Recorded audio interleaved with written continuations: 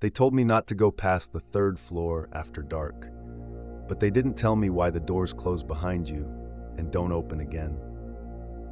I'll start this off by saying I'm not some thrill-seeker YouTuber or a ghost hunter trying to rack up clicks. I don't do Ouija boards, I don't poke around cemeteries, and I've never broken into anything in my life, until last Friday.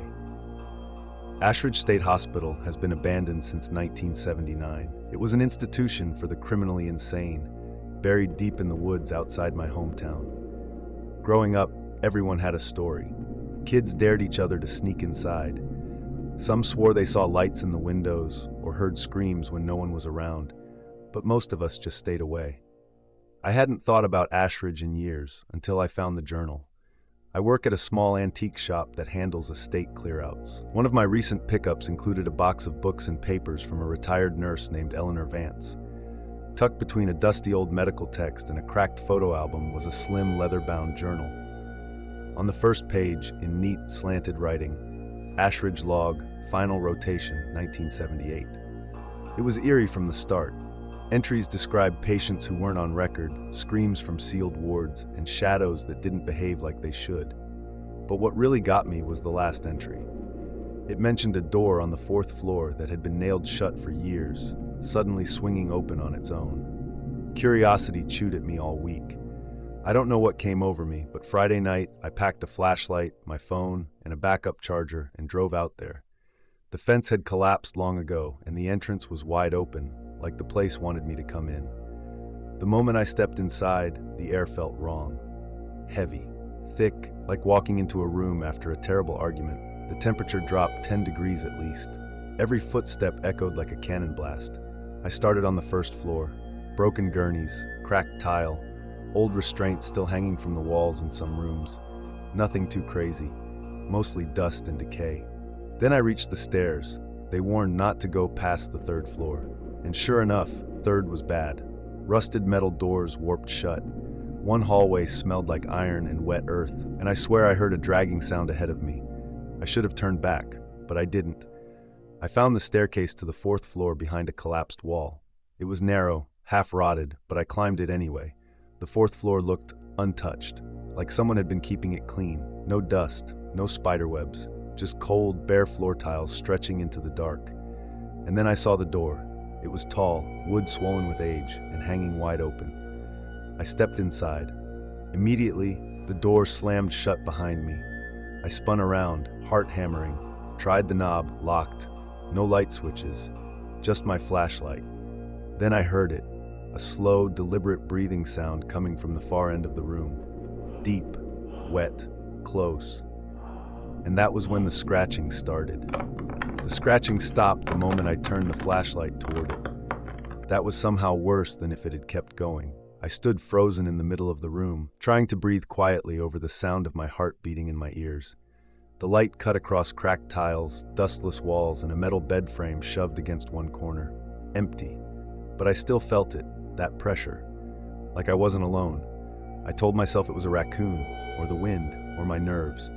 Anything but what it felt like. Something watching me from just outside the beam of light. I tried the door again, still locked. I even threw my shoulder into it. Nothing, no give at all. The handle didn't rattle or jiggle.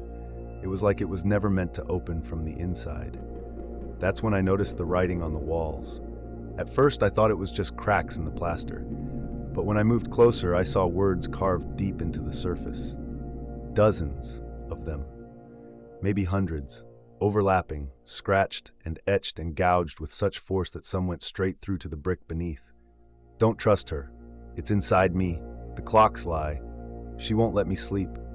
And the one that chilled me most. If you're reading this, it's too late. I backed away from the wall, the flashlight trembling in my hand, and that's when I heard a new sound. Ticking. There hadn't been a clock in the room. I was sure of it. But suddenly it was there. High up on the far wall, a small, round clock with a yellowed face and no glass cover. The second hand was moving backward. Tick, tick, tick. The longer I stared at it, the louder it got, like it was drilling into my skull.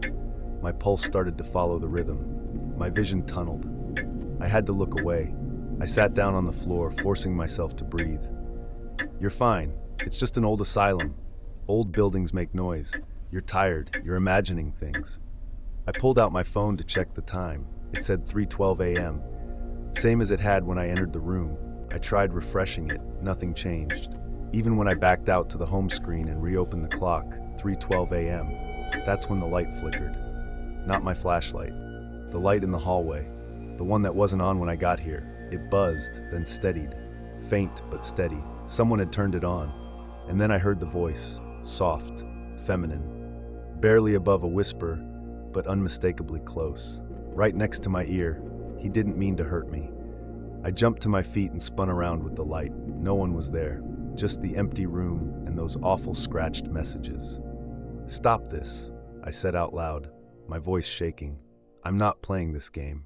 Then I saw something that made my skin crawl. The messages on the wall, some of them had changed. Where one had read, "Don't trust her," now it said, "Don't trust yourself." And beneath the clock, freshly carved and still flaking bits of plaster, a new message. "Speak. Welcome back." The message under the clock, "Welcome back," should have been impossible. I hadn't looked away long enough for someone to carve that. But there it was, fresh and jagged, plaster dust still drifting in the air beneath it. I didn't even realize I was backing away until I bumped into the bed frame.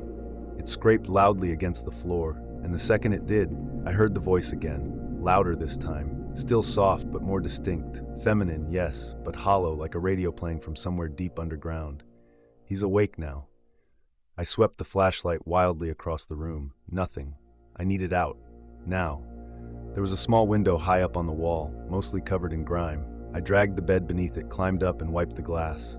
The woods outside were still, but what I saw in the reflection, that made me freeze. I saw myself, and someone else standing behind me, a tall man in a hospital gown, gaunt, pale. His mouth was open like he was screaming, but there was no sound. I spun around, no one. Back to the window, just trees. No reflection this time. I dropped to the floor, heart pounding so loud it felt like a siren inside my skull. That's when the lights went out again, total black. My flashlight flickered once, twice, then it died, and then silence. No breathing, no ticking. Not even the creak of the old building. It was like sound itself had been sucked out of the air. Like the world had paused and left me floating in a void. Then from behind me, a voice, my voice, spoke. "You left me here." I felt the floor shift beneath me. Or maybe my balance just gave out. I don't know. I hit the ground hard and for a few seconds I couldn't move. When I sat up again, the room had changed. The bed was gone. The door was open. The hallway beyond looked new.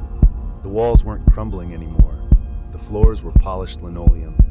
Bright fluorescent lights buzzed overhead. It looked like the hospital was still in operation. A nurse passed the open doorway. Just walked by. I blinked. My mouth went dry. I ran to the door. "Hey! Hey!" She didn't stop. I stepped into the hallway and looked around. People were moving up and down the corridor. Nurses, orderlies, even a man in a straitjacket being guided by 2 guards. No one noticed me. No one even looked at me. I reached out to tap the shoulder of an older man reading a clipboard, and my hand passed straight through him. I stumbled back, breathing fast, sweating now. Then I saw a mirror on the wall, and this time it wasn't a reflection of the hallway I was in. It was the room again, the one I thought I'd left, and inside it I saw myself, standing still, facing the wall, scratching something with my bare hand. The mirror fogged slightly with every breath from him, from me, inside. I raised my hand slowly. The reflection didn't move, didn't copy me, it just kept scratching. The light above me started to flicker. The sound of buzzing returned, louder than before, until it felt like my skull would split. And then the figure in the mirror turned toward me and smiled.